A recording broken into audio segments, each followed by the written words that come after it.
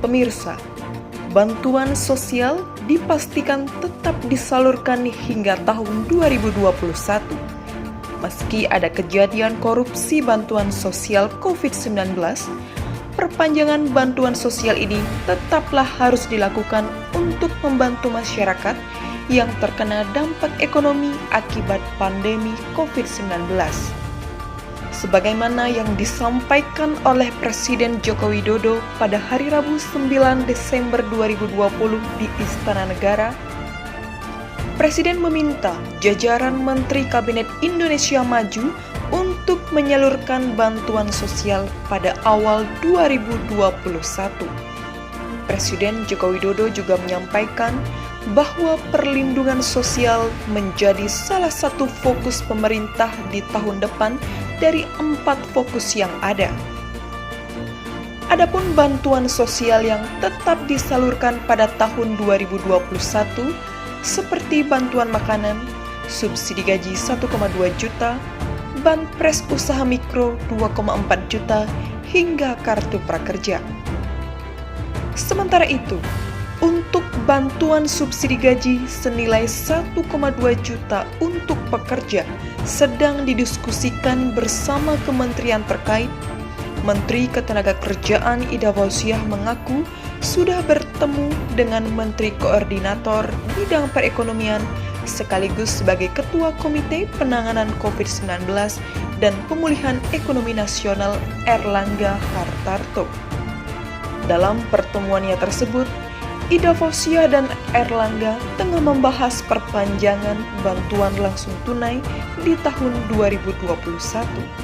Meski demikian, Ida Fauziah menyebutkan perpanjangan bantuan langsung tunai atau subsidi gaji akan diukur dengan kondisi keuangan ekonomi saat ini.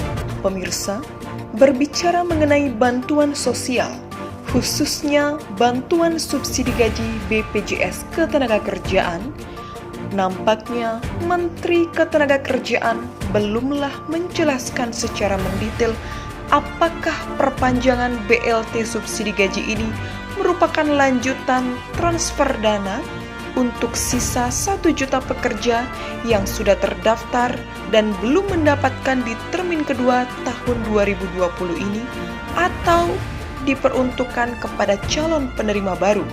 Pasalnya, semenjak terkuaknya kasus korupsi dana bantuan sosial oleh beberapa oknum Kementerian RI, terdapat sejumlah lebih dari 1 juta pekerja yang seharusnya berhak mendapatkan bantuan subsidi gaji hingga menjadi tertunda.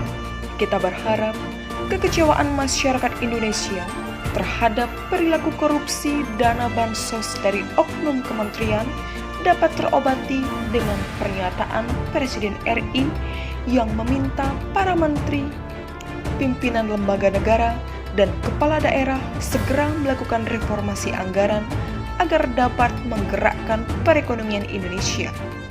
Beliau pun menekankan anggaran pemerintah dan daerah harus dibelanjakan dengan cermat, efektif, dan tepat sasaran.